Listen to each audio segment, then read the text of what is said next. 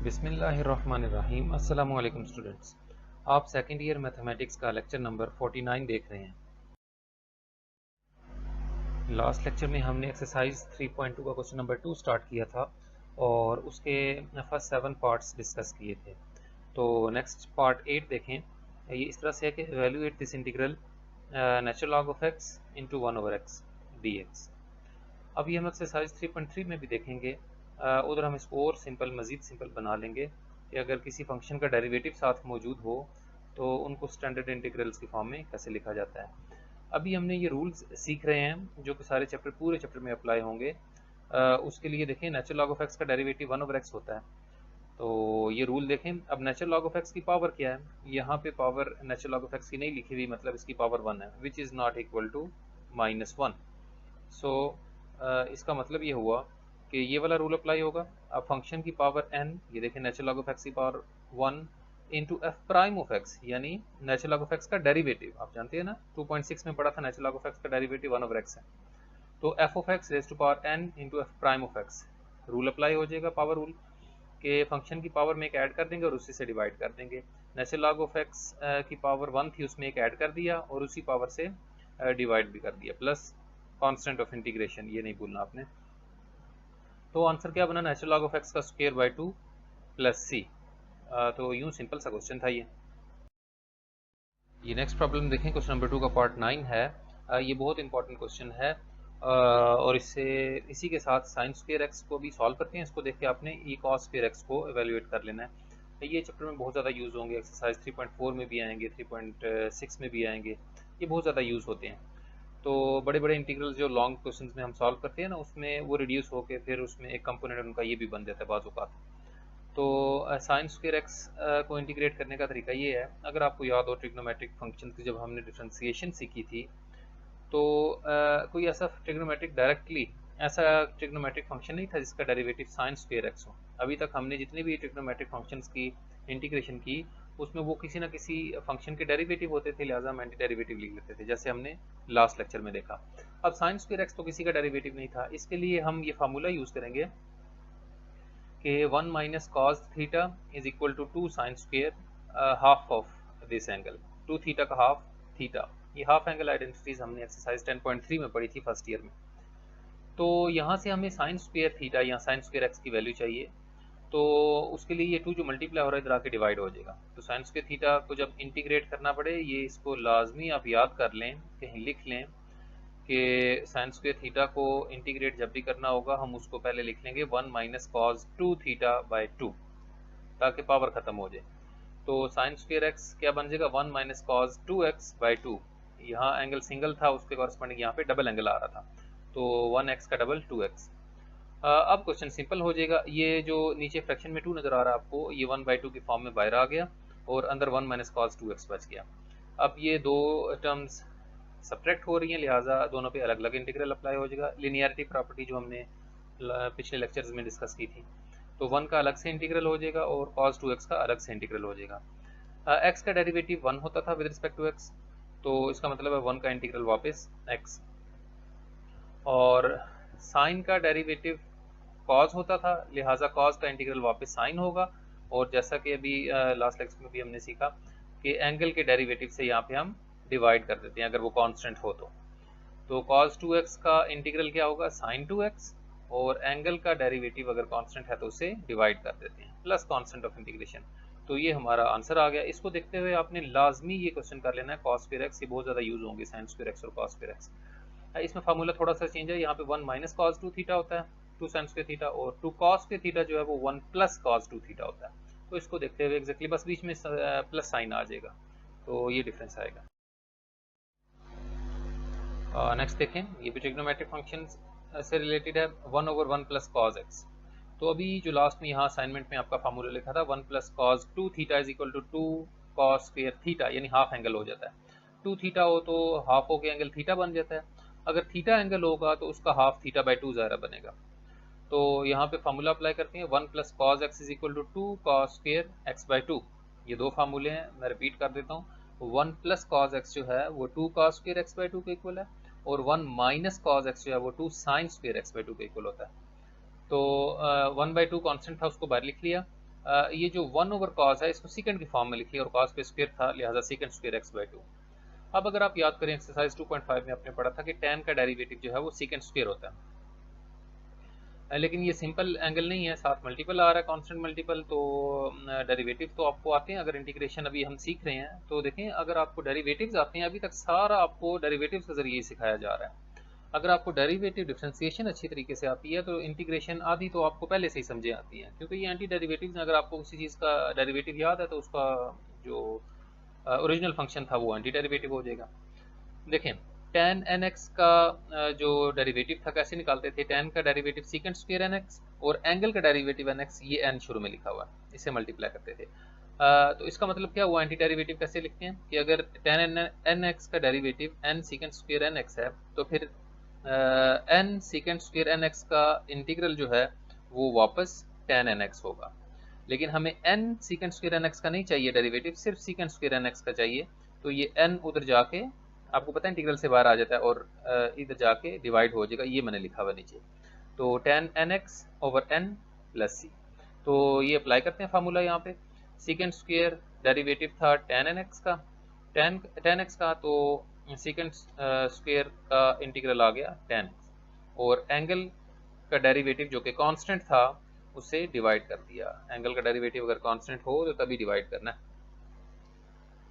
अच्छा, अब देखें 1/2 से 1/2 कैंसिल हो जाएगा, और सॉरी ये लास्ट क्वेश्चन वाला है, ये यहाँ पे नहीं है, तो बचा क्या, is equal to tan x/2 plus c, तो ये आपका रिक्वायर्ड आंसर है। तो इस तरह से था ये क्वेश्चन, देखें बिल्कुल सिंपल है अगर आपको डेरिवेटिव वाले फार्मूले याद हैं तो। नेक्स्ट प्रॉब्लम देख लें, क्वेश्चन नंबर 2 का पार्ट 11 है, ax plus b over ax square plus 2bx plus c। आपको पहले भी बताया था कि इंटीग्रल जो खास तौर पे जो आपको ज़रा कॉम्प्लिकेटेड नज़र आ रही हो तो उनमें ज़्यादा चांस होता है कि ये इन दोनों में से कोई रूल अप्लाई हो रहा हो। तो आपने इस नज़र से देखना है इंटीग्रल को कि कहीं किसी फंक्शन का डेरिवेटिव तो नहीं बन सकता। तो पावर रूल में क्या होता है डेरिवेटिव में कि पावर रिड्यूस हो जाती है, कम हो जाती है। इसका मतलब है हम चेक करते हैं क्या पता नीचे वाले फंक्शन का डेरिवेटिव ये हो। तो ए एक्स स्क्वायर का डेरिवेटिव कैसे निकालते हैं, ए कांस्टेंट है बाहर आएगा, एक्स स्क्वायर का ये यहाँ लिया हुआ डेरिवेटिव, एक्स स्क्वायर का डेरिवेटिव 2x और 2b कांस्टेंट था बाहर आया, एक्स का डेरिवेटिव 1 प्लस c का डेरिवेटिव 0। तो डेरिवेटिव बना 2ax प्लस 2b।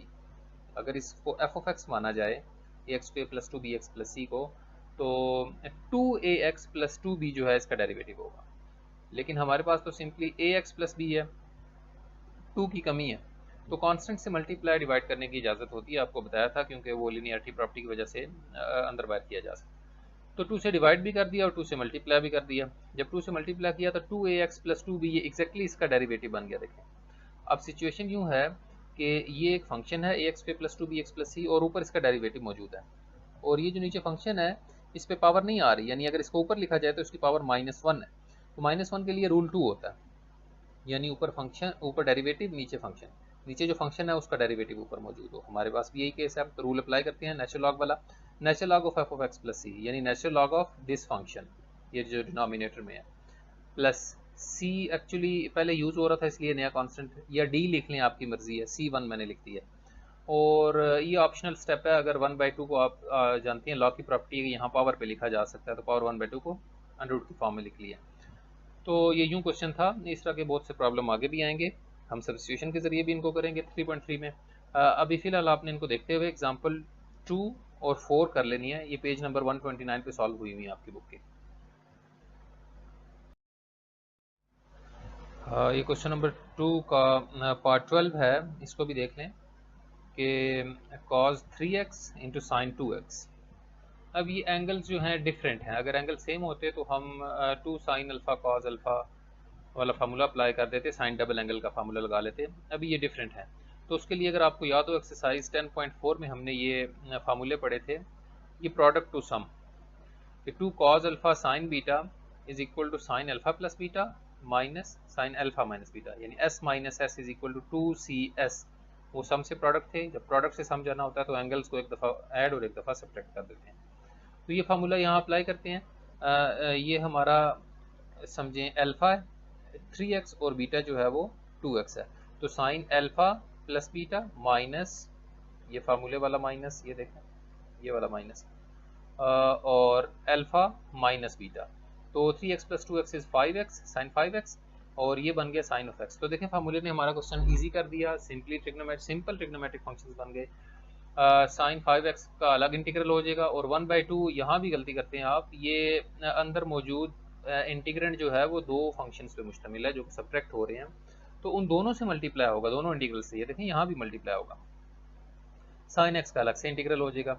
अभी हमने इस तरह के बहुत से प्रॉब्लम्स किए कि कॉज एन एक्स का derivative minus n sine n x होता है, ये एंगल का डेरिवेटिव है, तो साइन एन एक्स का जब हमें इंटीग्रल चाहिए होगा तो वो क्या आएगा, minus cos n x divided by n. तो इसी तरह से कर दिया, साइन का इंटीग्रल आ गया माइनस कॉज, और एंगल का जो कांस्टेंट डेरिवेटिव है उसे डिवाइड कर दिया। इसी तरह से साइन एक्स का इंटीग्रल आ गया माइनस कॉज एक्स, अब एंगल का डेरिवेटिव 1 था लिहाजा उसको नहीं लिखा गया, और इनको जस्ट 1/2 कॉमन ले लिया। आप चाहे तो यहाँ पे भी ब्रैकेट लगा सकते थे ऊपर वाले स्टेप में, और अगर अंदर नहीं लिखना तो, और इसको इस तरह से सिंप्लीफाई कर लिया। तो यूं था ये क्वेश्चन। ये क्वेश्चन देखें, exercise 3.2 question number 2 part 13। Question यूं दिया हुआ है कि इंटीग्रल है cos 2x minus 1 over 1 plus cos 2x। अभी हमने फार्मूले पढ़े कि 1 माइनस cos 2 थीटा जो है वो 2 साइन स्क्वायर थीटा के इक्वल होता है, यानी यहाँ पे जितना भी एंगल है उसका हाफ यहाँ पे आता है राइट साइड पे, और 1 प्लस cos 2 थीटा जो है वो 2 cos स्क्वायर थीटा के इक्वल होता है। अब जो हमारा इंटीग्रेंड है उसमें ये नीचे वाला जो डिनोमिनेटर है जो वो फंक्शन तो एग्जैक्टली फार्मूले की तरह है, उसकी जगह फार्मूला पुट कर देंगे। तो ऊपर वाला जो फंक्शन है वो अरेंज नहीं है, साइंस का फ़र्क है, लिहाजा हमने माइनस कॉमन ले लिया, तो ये बन गया 1 माइनस कॉज 2x। जब माइनस कॉमन लेंगे तो माइनस 1 प्लस 1 बन जाएगा, और cos 2x जो है वो माइनस cos 2x बन जाएगा। तो माइनस को इंटीग्रल से बाहर निकाल दिया, इसको -1 कंसिडर कर सकते हैं आप। तो ऊपर फार्मूला अप्लाई किया, 1 माइनस कॉस 2 थीटा जो था वो 2 साइन स्क्वायर थीटा के इक्वल था, ये फार्मूला अप्लाई कर दिया, और 1 प्लस कॉस 2 थीटा जो था वो 2 कॉस स्क्वायर थीटा बाई 2 यानी हाफ एंगल, तो 2x का हाफ हो जाएगा x, इसके इक्वल होता है। तो आप जानते हैं ये 2 से 2 कैंसिल हो जाएगा, तो sine square x over cos square x बन गया tan स्क्वायर x। अब ज़रा याद करें, tan स्क्वायर x किसी डायरेक्ट ट्रिग्नोमेट्रिक फंक्शन का डेरिवेटिव नहीं होता था, लेकिन सेकंड स्क्वायर x जो है वो tan का डेरिवेटिव होता था। इंटीग्रेशन में हमारी बहुत आसानी हो जाती है अगर हमारा इंटीग्रेंड इस फॉर्म में आ जाए कि जो किसी फंक्शन का डेरिवेटिव हो, ताकि हमें पता हो उसका एंटी डेरिवेटिव यानी ओरिजिनल फंक्शन क्या था। तो tan स्क्वायर x तो किसी का डेरिवेटिव नहीं था, लेकिन हमें पता है सेकंड स्क्वायर और tan स्क्वायर में ये रिलेशन होता है जो हमने चैप्टर 9 में पढ़ा था फर्स्ट ईयर में, sec square theta minus tan square theta is equal to 1। ये एक आइडेंटिटी है for all values of theta. तो इधर से अगर हम tan स्क्वायर थीटा की वैल्यू निकालें, इसको राइट साइड पे शिफ्ट कर दें, तो उसकी वैल्यू आएगी सेकंड स्क्वायर थीटा माइनस 1। ये देखें, अब इसका क्या फ़ायदा होगा, अभी देखें, इनको अलग अलग कर लेते हैं, सेकंड स्क्वायर का अलग से इंटीग्रल हो जाएगा, और ये बाहर वाला माइनस और अंदर वाला माइनस मिलके प्लस हो गया, और 1 का अलग से इंटीग्रल हो जाएगा। अब याद करें tan x का डेरिवेटिव होता था सेकंड स्क्वायर x, इसका क्या मतलब हुआ कि सेकंड स्क्वायर x का इंटीग्रल आ जाएगा tan x, तो इसलिए हमने tan स्क्वायर को सेकंड स्क्वायर में कन्वर्ट किया था ताकि हम उसका डायरेक्टली इंटीग्रल लिख सकें, क्योंकि सेकंड स्क्वायर x जो है वो डेरिवेटिव है tan x का, तो इसका मतलब है कि सेकंड स्क्वायर का इंटीग्रल tan x होगा, और 1 किसका डेरिवेटिव था, 1x का डेरिवेटिव था, इसलिए उसका इंटीग्रल आ गया x plus constant of integration. तो ये फार्मूले बहुत ज़्यादा यूज़ होंगे इंटीग्रेशन में, देखें बहुत सी फॉर्म्स में हमने यूज़ किया, कभी हम इसको यहाँ से यहाँ यूज़ करते हैं, और जब साइन स्क्वायर को इंटीग्रेट करना होता है तो हम इसको रिवर्स यूज़ करते हैं। तो ये दो फार्मूले जो हैं बिल्कुल आपके फिंगर टिप्स पे होने चाहिए। अब इसको देखते हुए आपने ये क्वेश्चन नंबर 2 का पार्ट 14 कर लेना है, वो एक्चुअली यहाँ से स्टार्ट हो रहा है tan स्क्वायर, तो आपने क्या करना है, उसको सेकंड स्क्वायर -1 लिख लेना है और इंटीग्रेट कर देना है, वो यहीं समझे सॉल्व हो गया। उसके बाद एग्जाम्पल 6 और 7 ज़रूर कर लेनी है, उसमें आपको ये फार्मूले बनाने के लिए शायद कोई टर्म्स ऐड और सब्ट्रैक्ट करनी पड़े, तो उसको ज़रूर देख लें, पेज नंबर 130 पे मौजूद है वो। तो यहाँ पे ये लेक्चर ख़त्म हुआ।